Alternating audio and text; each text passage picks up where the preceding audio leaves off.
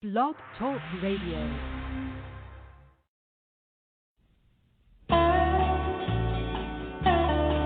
Was the 3rd of June, another sleepy, dusty Delta day. I was out chopping cotton and my brother was baling hay. And at dinner time we stopped and walked back to the house to eat. And Mama hollered at the back door, y'all remember to wipe your feet. And then she said, I got some news this morning from Choctaw Ridge. Today, Billy Joe McAllister jumped off the Tallahatchie Bridge. And Papa said to Mama as he passed around the black-eyed peas, well, Billy Joe never had a lick of sense. Pass the biscuits, please. There's 5 more acres in the lower 40 I got to plow. And Mama said it was a shame about Billy Joe anyhow. Seems like nothing ever no good up on Choctaw Ridge. And now Billy Joe McAllister's jumped off the Tallahatchie Bridge. Brother said he recollected when he and Tom and Billy Joe put a frog down my back at the Carroll County Picture Show. And wasn't I talking to him after church last Sunday night? I'll have another piece of apple pie. You know it don't seem right. I saw him at the sawmill yesterday on Choctaw Ridge. And now you tell me Billy Joe's jumped off the Tallahatchie Bridge. Mama said to me, child, what's happened to your appetite? I've been cooking all morning and you haven't touched a single bite. That nice young preacher, Brother Taylor, dropped by today. Said he'd be pleased to have dinner on Sunday. Oh, by the way, he said he saw a girl that looked a lot like you up on Choctaw Ridge. And she and Billy Joe was throwing something off the Tallahatchie Bridge. A year has come and gone since we heard the news about Billy Joe. Brother married Becky Thompson, they bought a store in Tupelo. There was a virus going round, Papa caught it and he died last spring. And now Mama doesn't seem to want to do much of anything. I spent a lot of time picking flowers up on Choctaw Ridge and dropped them into the muddy water off the Tallahatchie Bridge. Oh, thank you very much, Margie Singleton. Oh, to Billy Joe. Hey, Margie, thanks for coming on the Hoomagoo today. Hey, how are you doing? Long time no talk. I know. We've been texting and not talking. You know what? Texting is How are not you doing? talking. I am doing well. Oh, my. Margie's in Nashville or Hendersonville, Tennessee. I'm in the Milwaukee area. Yeah. And I had the pleasure to go hang out with her a couple Thanksgivings ago and did a live show at your house. And you were here Thanksgiving. Amazing. My house is totally changed now. I still have my music room downstairs, but I have a home recording studio now. In my son took my living room and dining room, and and transformed it into a recording studio for me. So now I can, and he's engineering. That's what he's done all his life, and so we're just having a good time writing songs and going right in there and recording them. God bless. It's just life's good that way right now. That is just amazing. Thank you that you're able to do that for everybody. You had such a great life career, and you shared that with me at your house in your jukebox with all your great songs all through your career. And you told me Eddie Rabbit was there, and all the country stories that you shared with me, and now that you're in the studio at home, I mean, how cool is that? And the spirit is always renewed with you. My first time I talked to you, you were at one of your prayer services, and you went in the back room. And wasn't that a neat time? Right. I mean, that you took the time on the Hoomagoo. We could hear them singing and preaching in there, and I was back trying to get in another room so I could talk. It was quite. I'm surprised you ever talked to me again, Tom. Oh, I love that. That's a great story. Yeah.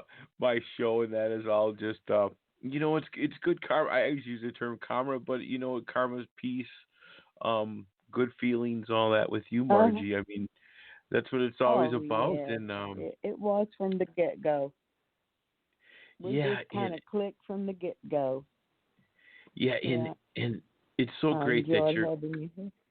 I know, we had such a nice time stopping over and inviting me over. I met Jeremy Parsons that weekend, and I did a live show with Jeremy at the hotel, and then also at your house. And then you got to play on your guitar to your friend. That was really awesome that you were able to do that. Yes, I did. I am now. He came. Delani Hamilton.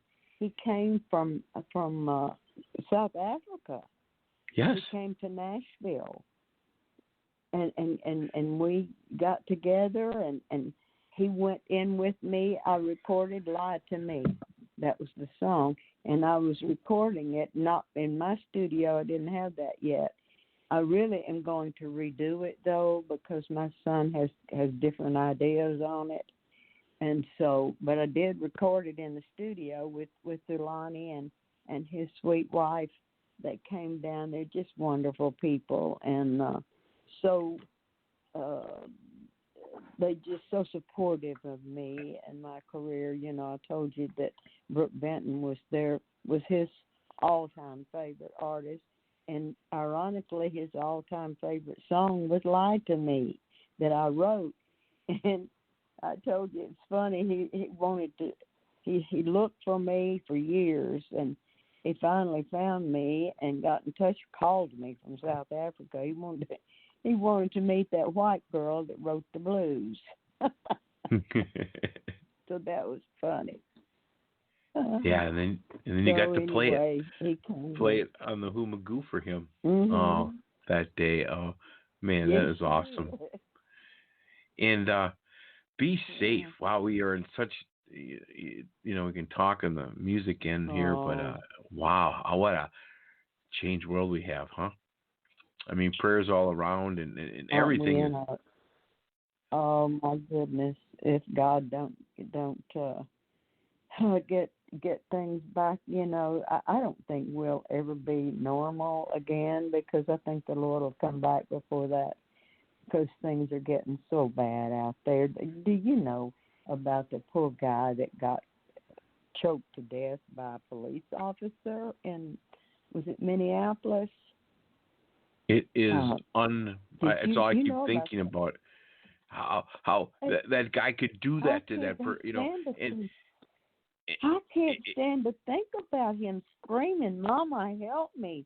I can't breathe," and hollering for his mama, and that stupid man at his knee on it.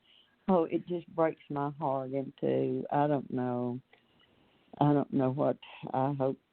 Shoo, this world's in too big of a mess, Tom. If God don't get control and something happen. I'm afraid that they're going to get back out there too quickly and open up, and everybody, well, the kids are on the beaches and stuff, and they're defiantly saying, we don't care, we're going to die of something, So it's scary. It really is. I don't get out much. No, many ways. Today to go to the doctor. Yeah, many ways that things haven't changed a lot work-wise, but what other people are, again, talking personal. This is my great friend Margie Singleton, myself, and talking faith, and you talk it with the words of the gospel and all those things that you do, and I try to just do it in karma, I say, with my music. But the thing that really with that tragedy is I can't watch that. I don't know how everybody can even. I can't either. Do you know what I mean? That is kind of a buffer thing. Some people are really not into that, but that whole thing, that's another reason to act as.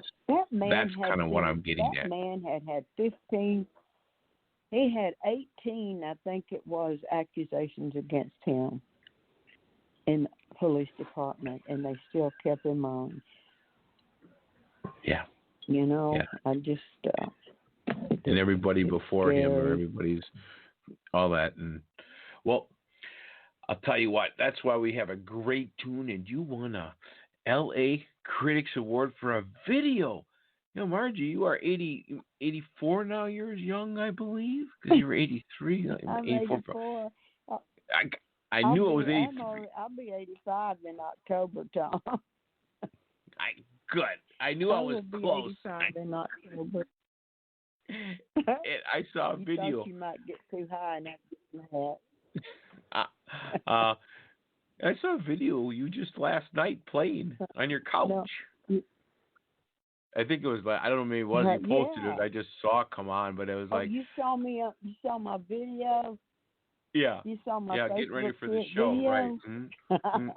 You were playing, with another person, and it was like, "You go, Margie." Yeah, that was my little.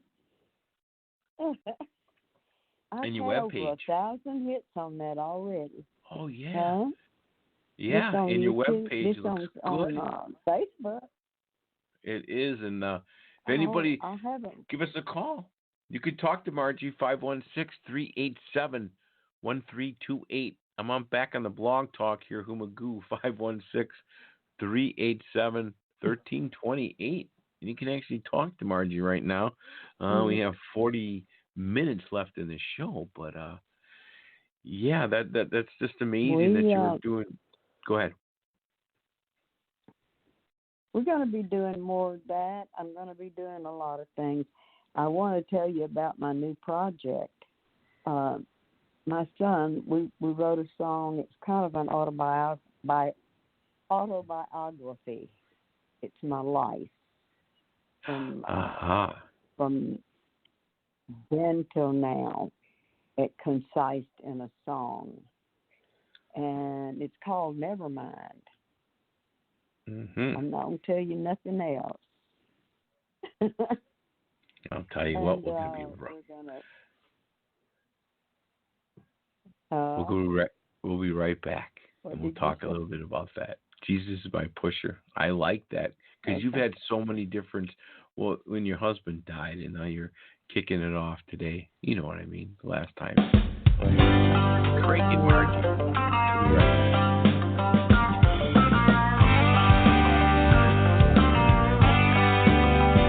Well, the ghettos are filled with pushers of men, children of darkness, servants of sin. But I found me this pusher and I've sampled his wares. Jesus is my pusher now and he's pushed away my cares. Well, I'm on the trip with Jesus, he's pushing me on. My heart is filled with love, on my lips happy song. My soul is high on the Spirit of the Lord. Jesus is my pusher now, and he's pushing me on. My supply was exhausted, on the brink of despair. I was searching for my pusher, he'd failed me